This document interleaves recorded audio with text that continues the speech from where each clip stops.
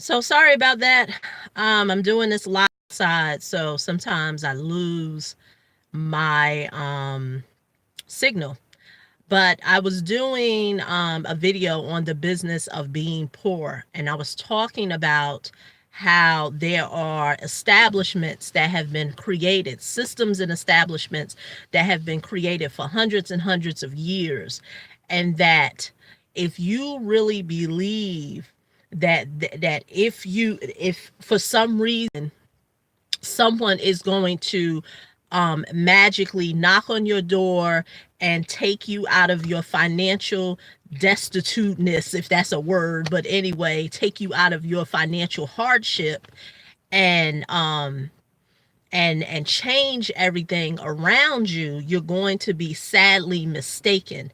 That's not how the world works. That's not how life works. And I further went on to talk about how individuals who have high credit scores, even though they have high credit scores, are still stuck in a system of thinking that they're not enough, they're not good enough. They continue being on the hamster wheel of wanting to go higher, wanting to go higher. And I don't talk from a place of passing judgment on individuals because they may want a higher credit score. I'm passing judgment because if you have a high credit score, you have to couple it with other information and understanding to allow you to go to that next level. Because if not, you're not going to know the power that you possess. Let me give you another example. For those who know and watch these YouTube lives, I'm always talking about the importance of investing in yourself. And so I talked about how I'm in a local real estate mastermind here in New Jersey. The lowest level is 2,000, and it goes all the way to 20.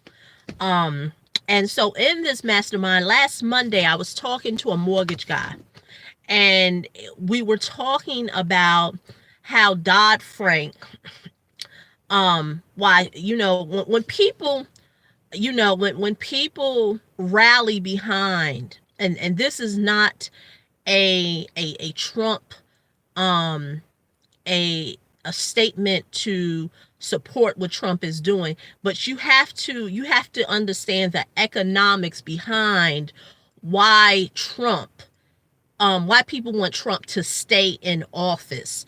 What as African Americans, I believe that they don't like Trump for issues of historically what has happened to us, of us, of chattel slavery or what have you.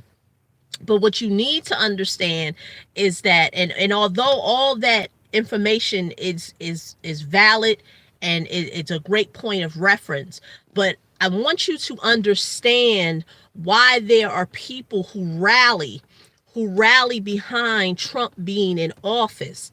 And one of the reasons why they rally behind him being in office is because of Dodd-Frank. Dodd-Frank was put in place after the mortgage debacle that happened in 2008. A lot of people do not like that Obama had put that in place.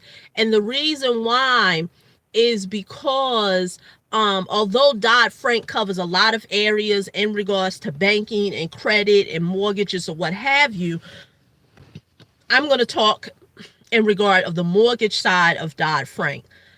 See, when everything was good back in 2007 and 6 and 5 or what have you, the reason why the banks were able to package loans where they said no income, no job, no assets, you still get a house, is because of the looseness of the laws. Now, Dodd-Frank allowed those laws to be tightened.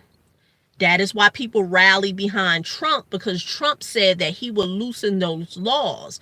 So what does this mean? This means that those who are rich will continue to be richer, whether Dodd-Frank is involved or not. They're still going to get rich.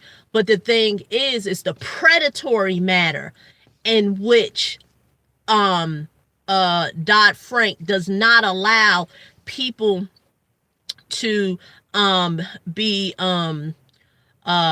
like I said, I can't think of the word right now, but it doesn't allow people to come after people in a predatory manner in regards to finances and economics.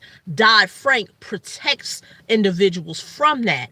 Many of the systems and the establishments that are in place, they want Trump to abolish that, because that is what Trump, that is what he said he would do.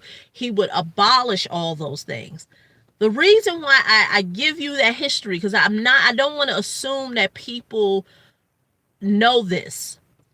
As I was sitting there in that mastermind, and afterwards, you talk to people, you network, and I'm talking to a mortgage guy. We were talking to a lot of stuff. Okay, I can't win today. So I'm just going to have to hold it. So I know I'm probably getting people seasickness or whatever. All right. So when I was talking to the mortgage guy and we were talking about Dodd-Frank and the protection that people get, that we talked about, who do you think make more money?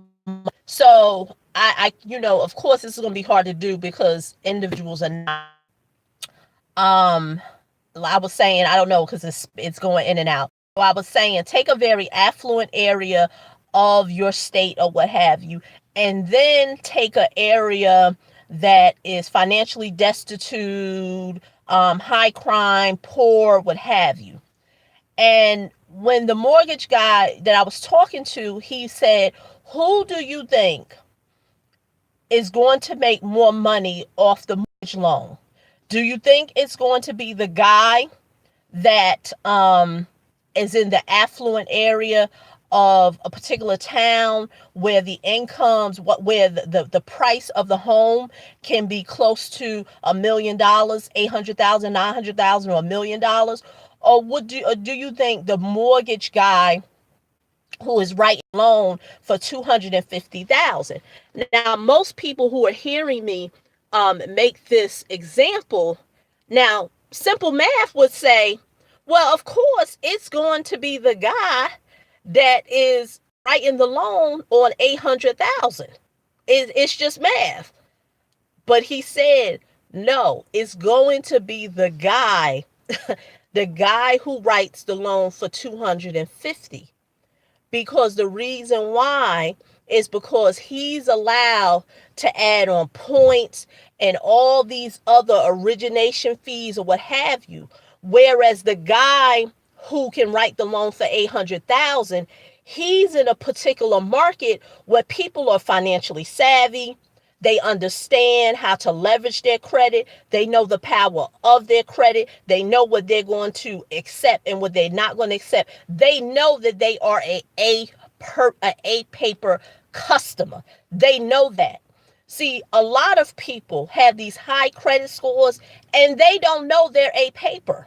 They don't know that they are, that they don't have to settle.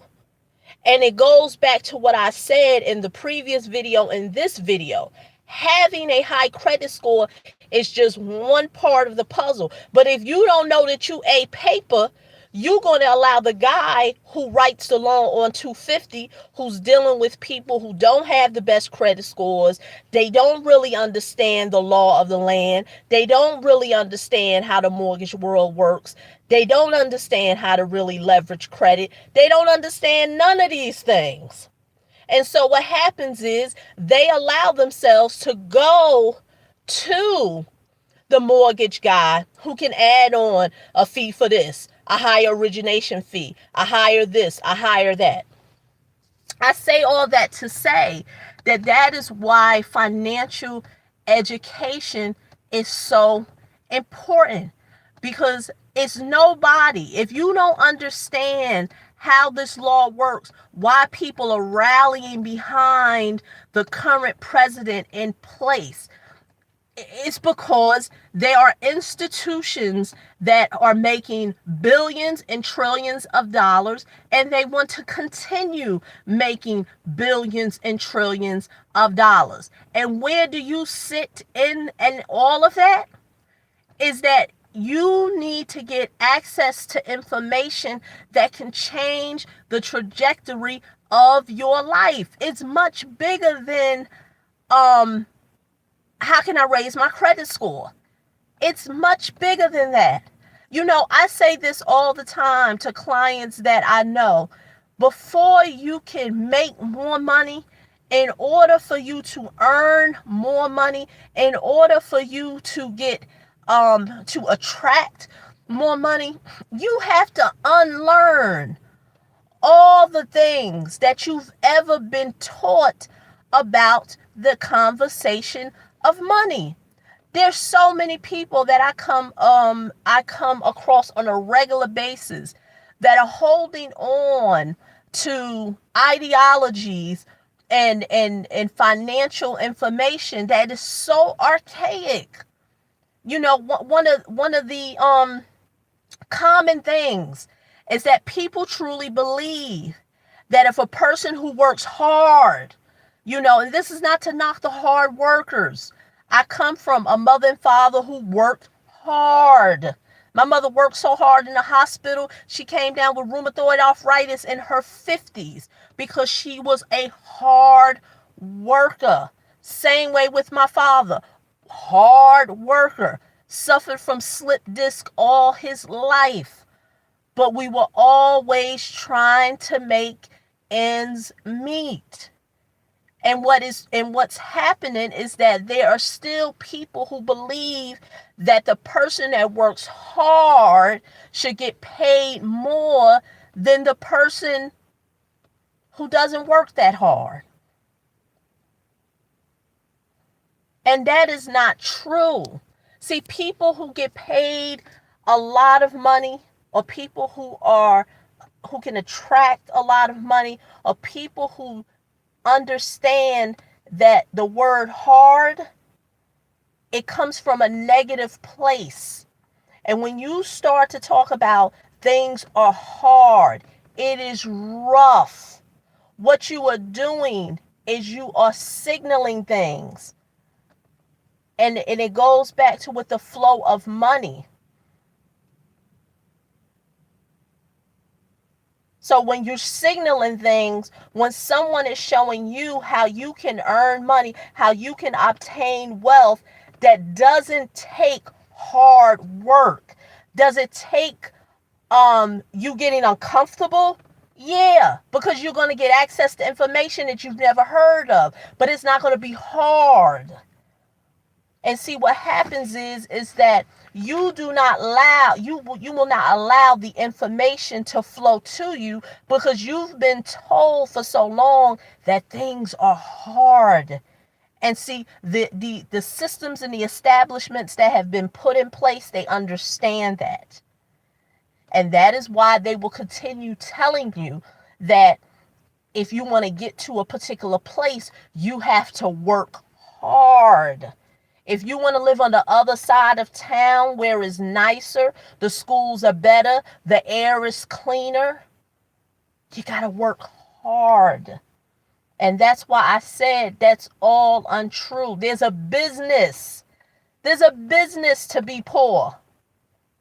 The government awards businesses, business owners like me who have real estate, and we provide housing to those who are to those who are not in a great place financially. The government rewards you. So you take any place in this government, in this country, where there's government subsidized housing. Government subsidized housing exists all over this country because the government provides this money to real estate investors, which you as the consumer know as Section 8. where you as the consumer know it is know that it is public housing. I recently said this to a person here, and I'm gonna end this video. Someone that I personally know, they sent me something here locally in New Jersey. Some nonprofit or what have you is having some type of financial literacy of a program where they're gonna have people talking about credit and debt and all these other things. And she was like, "Oh, I think you would be great to go." And I said, "Well, no, not really, because my methodology about the whole conversation of money and how to earn money is totally different than what they're going to tell those individuals." And so if I start to talk against what most people truly believe that is the pathway to financial glory, people are going to look at me like I got two heads, And so that's not a circle that I'm interested in being in, because this is what I have. I riddle you this. Everyone, and I'm not going to say everyone, but I'm going to say those who watch my videos, because a lot of people have financial hardships because they have credit issues. If you know somebody who has lived in public housing or grew up in public housing or currently lives there, when was the last time there was some type of workshop given by those who run the public housing that run the public housing sector of that city, that town, that country? When was the last time they gave a seminar on how those people who are in public housing can get out of public housing and learn to increase their income, increase their credit score, become a homeowner, become a business owner? When was the last time you remember that? Now, I'm not talking about other people. I'm not talking about outside people who come in and try to share the message. I understand that does go on. But I'm talking about those who are in the position of controlling that governmental space that provides housing. When was the last time they provided those type of solutions to individuals? I'll wait. You tell me. Doesn't exist. Because there's too much money being made. Like I said, not to be confused with other people. I know that there are people all over the country that are, that they do, workshops or what have you. I've did them. So I'm not going to say it doesn't happen. But what I've learned is that the powers to be, those who control those governmental sectors, they're not interested and them people getting access to information. They're not interested because it's too much money that is going to be taken out of their pockets if a whole country of people wake up.